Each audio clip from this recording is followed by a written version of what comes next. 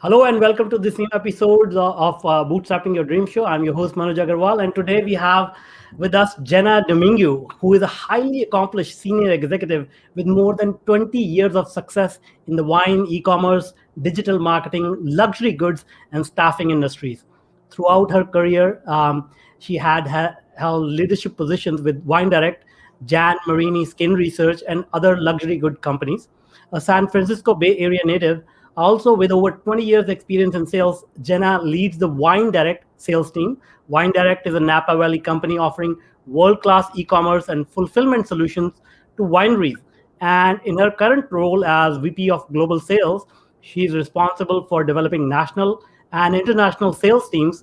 And Jen also manages their integrated payment program with over $1 billion in revenue.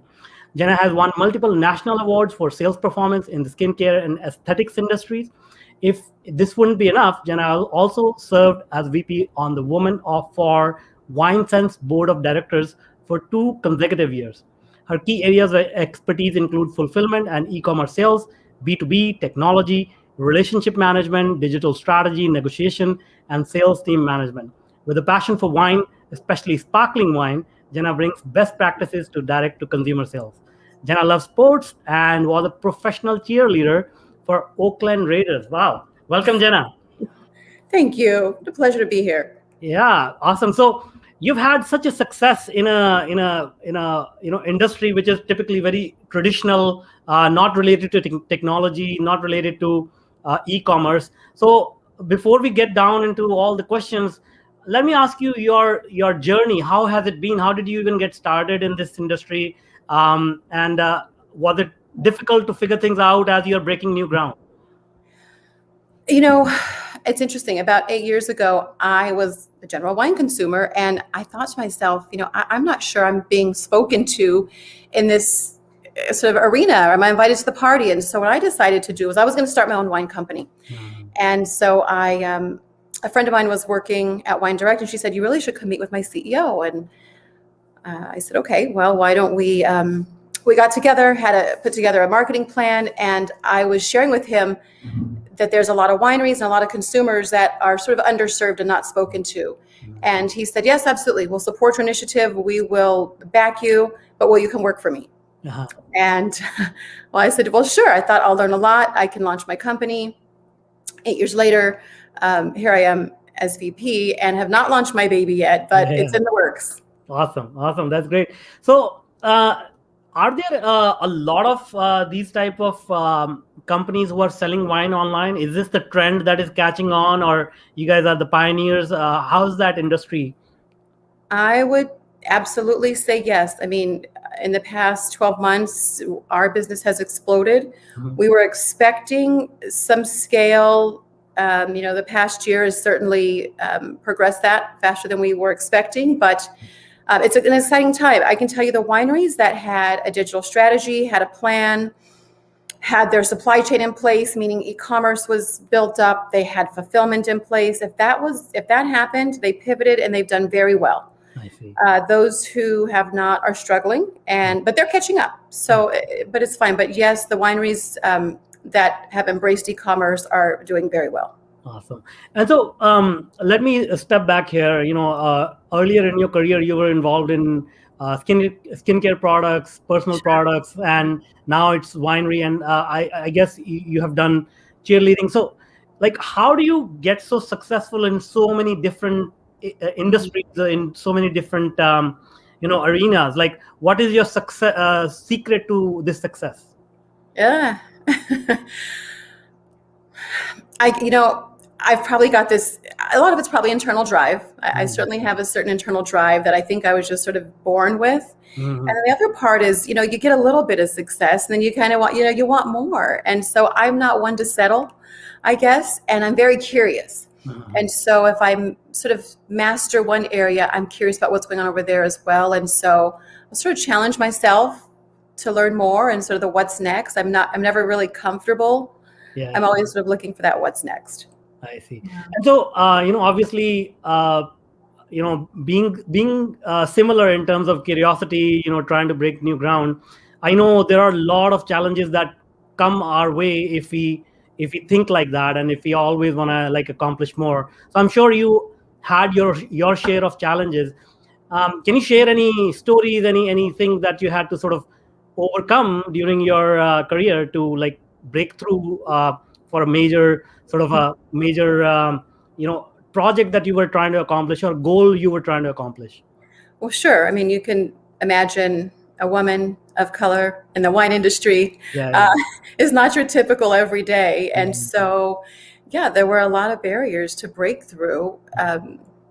What's been very helpful is when you have strong advocates and allies Yeah, yeah, that believe in you, that believe in your work, that believe in your mind and thought leadership, and say yes and hold doors open. But a lot of it had, for me, it was I knew I was on the right trajectory and doing well. And then at some point I said, okay, I know what I know, but how do I prove what I know? And so I then went back to school, got my executive MBA last year, graduated. And so that was a really important step for me, I guess, to sort of put that stamp on it and go, okay, I know these things are true. And now really no one can question that, I guess. yeah. So I guess the term imposter syndrome comes to mind. Very. Everybody has that. So Yep. is that something that you're referring to? Well, I was not. No, I was just saying that sometimes people will question you. Yeah, You yeah, sit in yeah. the room and they say, I "Oh, see. great," they don't assume that, you're The the boss reason of that behind the situation. success. Yeah, Yeah, exactly. But when it comes to imposter syndrome, I would say yes. I mean, that I think that many of us suffer from that, yeah, or different times in your career, you question, "Am I ready for this?" I yeah. certainly have had. I took on about 2.5 years ago. I've always been a salesperson, and I've always led sales teams, and that was my trajectory, and that was what I knew. Mhm. And we needed a big overhaul in the client success department. And my CEO kept saying, "We've got to fix this. We've got to fix this." And we tried hiring outside, and it just wasn't coming together. And I finally raised my hand. After ducking under the desk for a few times when he was pointing fingers, Yeah, I yeah, yeah. finally stepped up and said, "Okay, I'll do it. I think I handle this." And trust me, it was not an easy role to step into for multiple reasons, internal and external.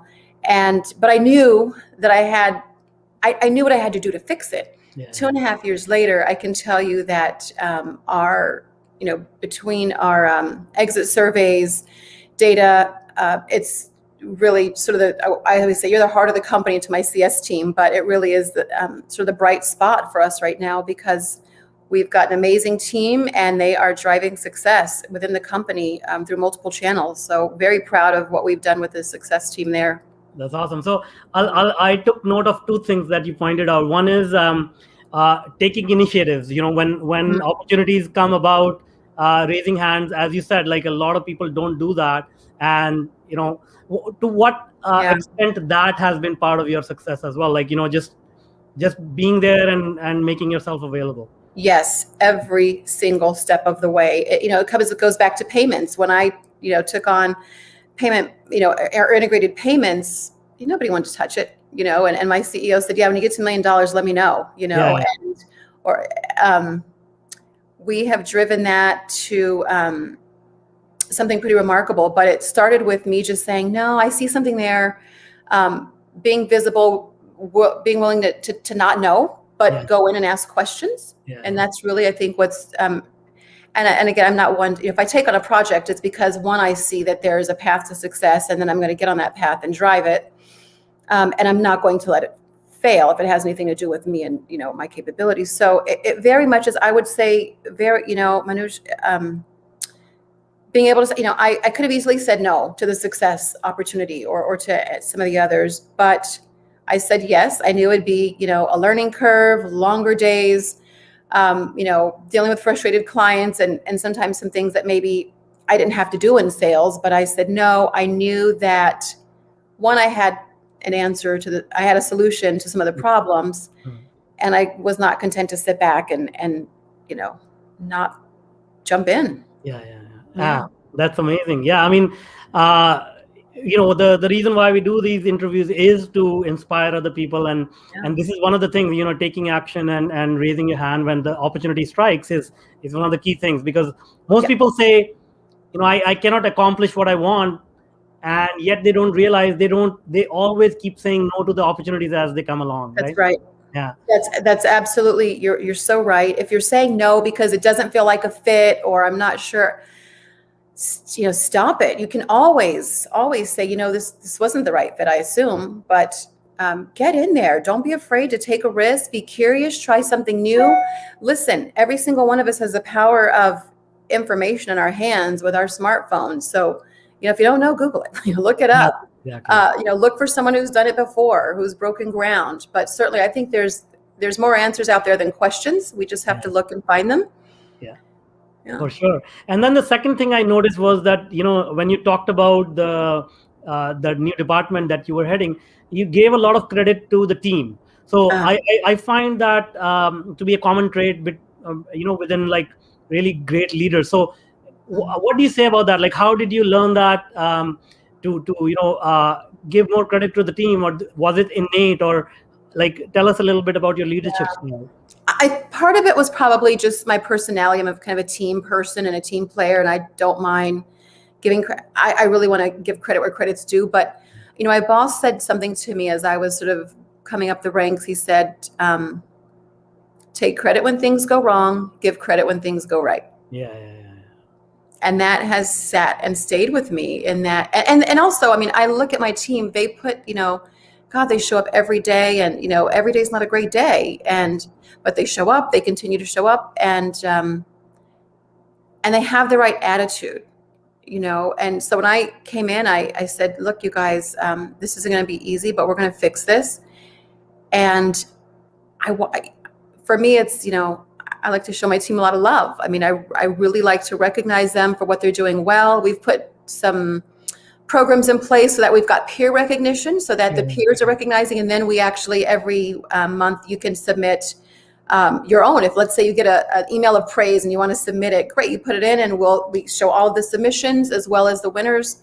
But it's always a good time to show off your skills, and in this case, your people skills. And in sales, you're rewarded by those accounts you bring in. So I think sometimes we forget that CS needs to be recognized and rewarded too for all that they do every day. For sure. Yeah. They take the grunt of the customers. They really do. Yeah. They do. So speaking about sales, and talking about, I'll be honest, like, I come from an engineering background, and I've had to learn marketing and sales. It doesn't come easy at all to me. I find it terribly difficult, like, to ask for money, ask for things. But there's another level of luxury goods where, and in the wine industry, it's well known, like, certain wines cost so much more, certain luxury goods cost so much more. And what is your strategy?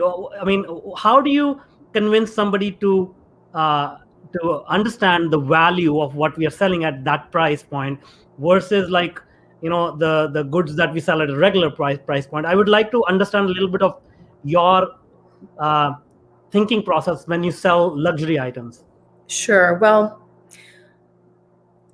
selling luxury is not something I think can be sold. It's something that's acquired, if you will. Yeah. And so somebody who's looking at a luxury item is, it's usually, better than I do. You're getting into now the psychology. Yeah, exactly. The psychology of the buyer. Yeah. And what are they looking for? Is it that ego? Is it they've reached a certain place in their career and they want to signify that by a certain bottle of wine, a certain bag?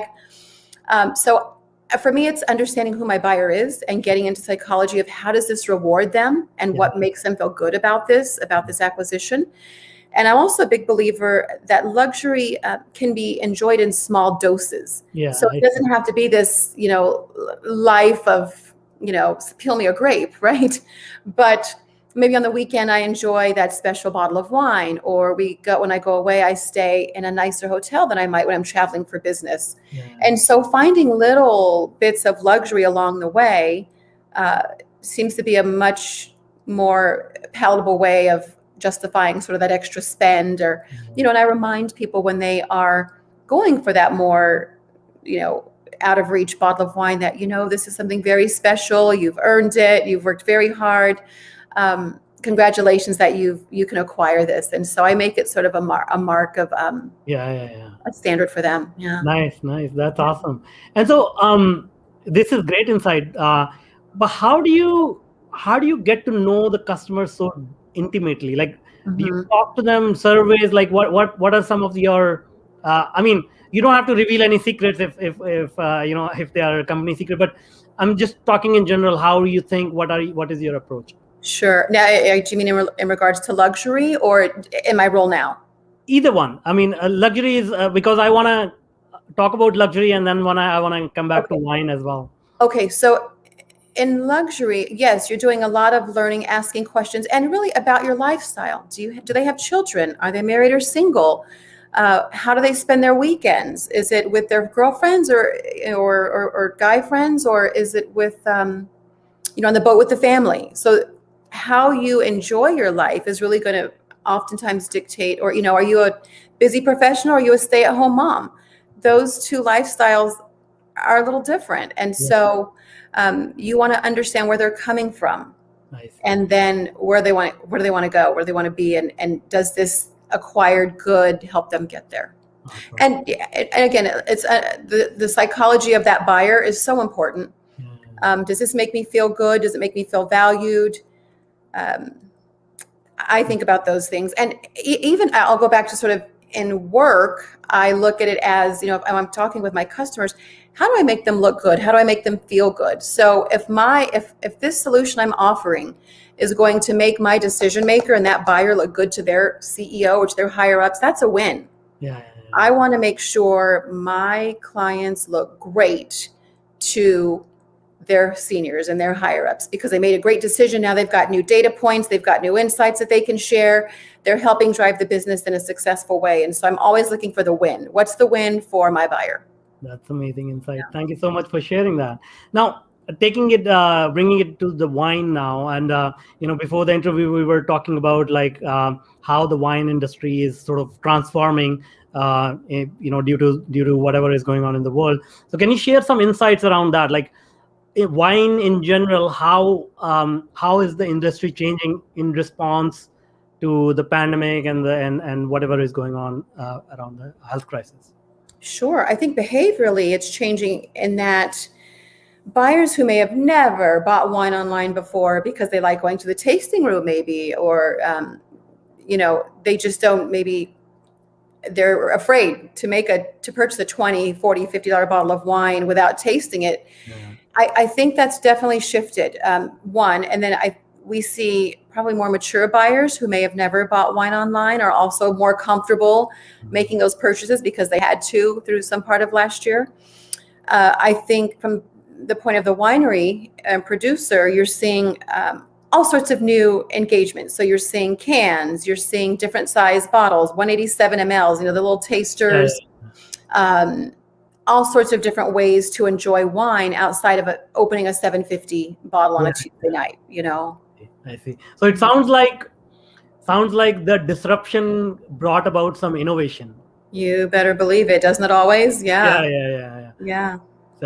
So, are you, you being in the industry, and it inside out, how prepared are businesses or wineries for this transformation that is happening? I obviously, as you mentioned earlier, many people are sort of, going with the flow and pivoting. But what is that percentage? How many people are thinking forward and how many people are sort of, saying, okay, it'll come back to normal and whatever? So I think not enough, not yet.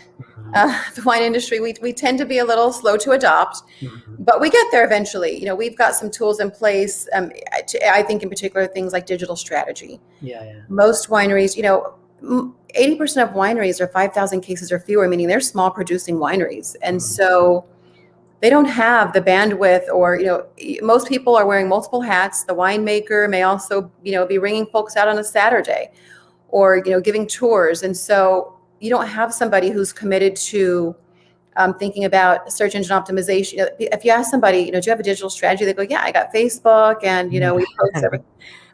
And you go, wait, but thinking about things like, do you have a blog? Are you engaging partners to have backlinks? Are you looking at SEO optimization?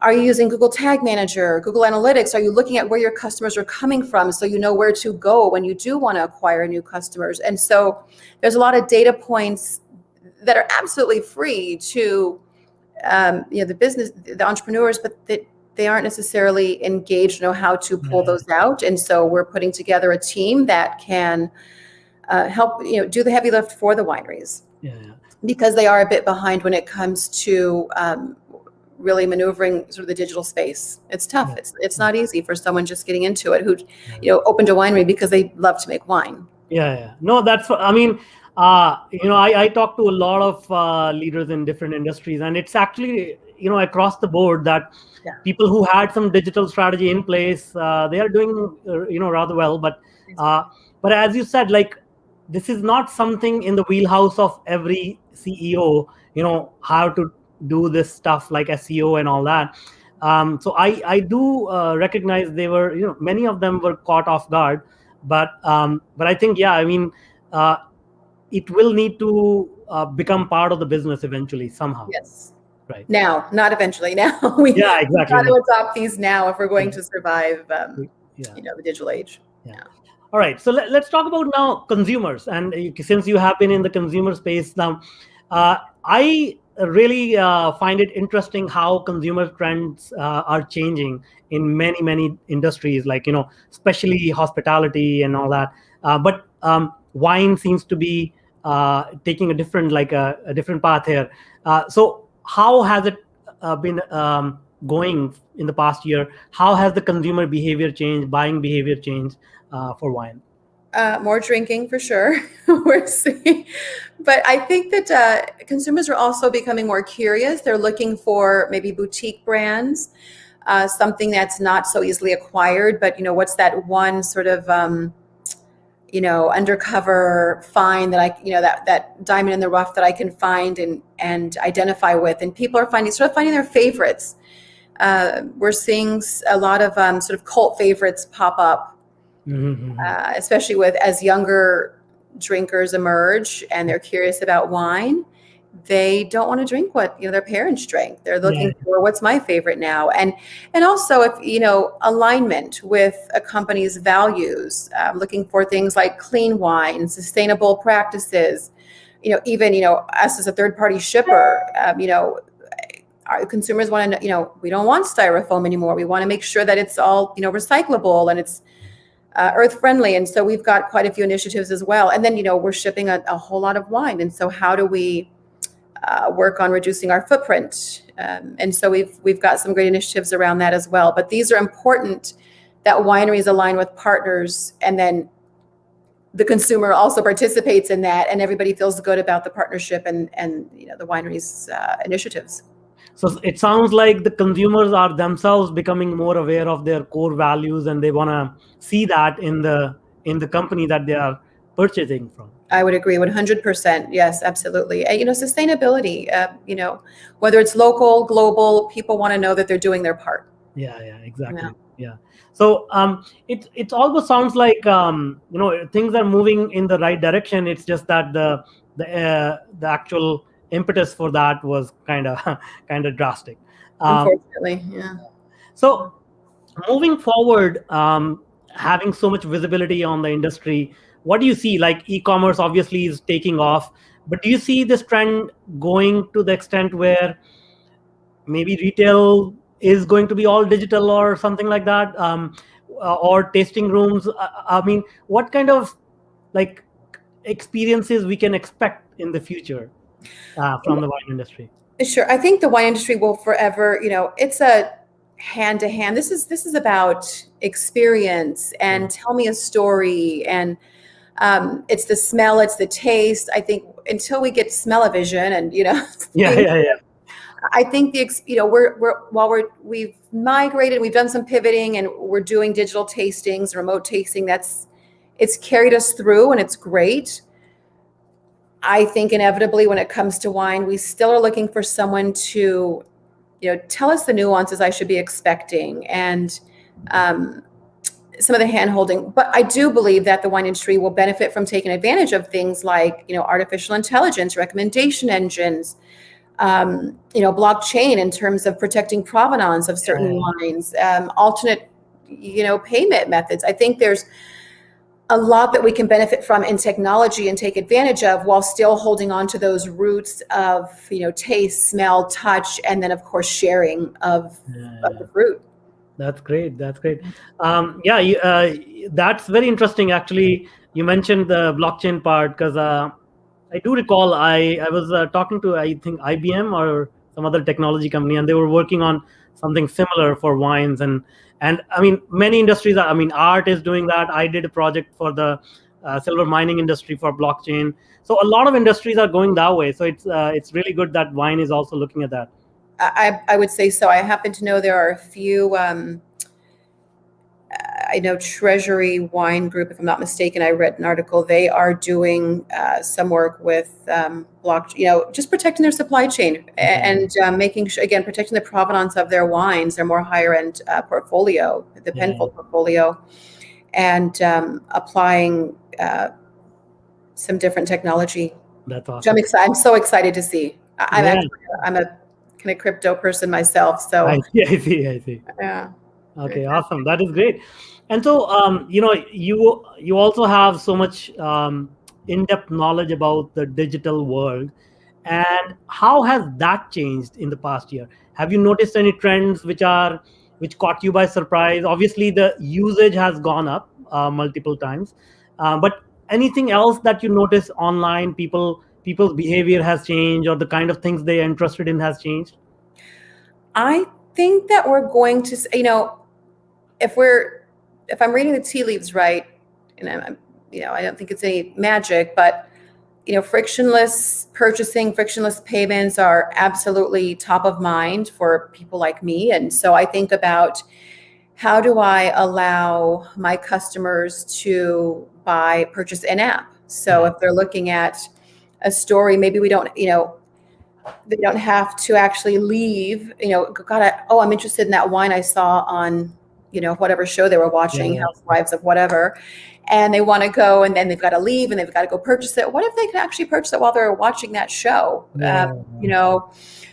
Maybe not being so overt when it comes to advertisement, but we actually do have a softer sell, a softer approach, and the consumer can inquire more if they want. But sometimes product placements are pretty obvious, but I think there's some kind of cool, neat new ways of getting products in front of customers that isn't so in your face. And so looking and again, new technologies, recommendation engines and using AI to really understand who your customers are. It's very interesting because then you can place the product and align with that customer base in a way that's much more specific and targeted versus blasting the universe and hoping for 0.5% to show up. That's very interesting. So are there such initiatives going on around the industry? I would say so. I think, slim and there's, again, you've got mostly small wineries. So there's a few larger houses that are looking at how to take advantage of technology, but certainly it benefits everyone top to bottom. And I think we're all looking at, how do we scale that in a way that's affordable, approachable for the average winery. That's awesome. That's great. And so one of the last questions I wanted to ask about the scholarship programs that you offer, your company offers.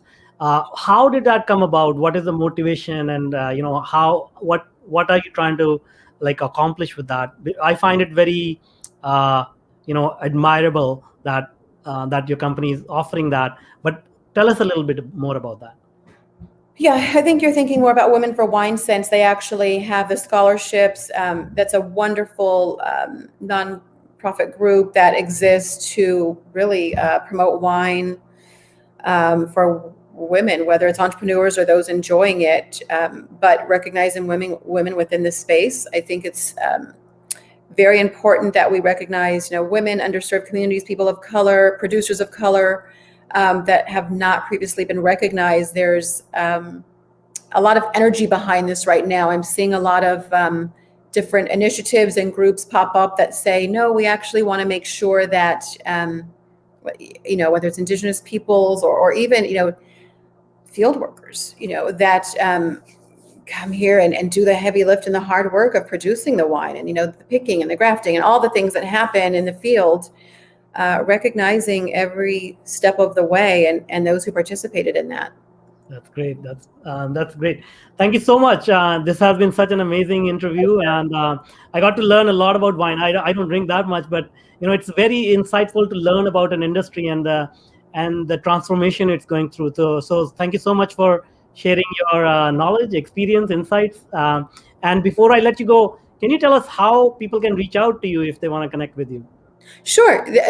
I'm terrible at social, but LinkedIn is always the best way. You can ping me. I actually respond to pretty much all my messages. So you can always find me on LinkedIn with my name, Jena Domingue, or you can my email, jena.domingue@winedirect.com. Awesome. Great. We'll put those links in the show notes so that people can reach out to you easily. Please do. Thank you. Thank you so much. Thank you so much. Thanks. Thank you. All right.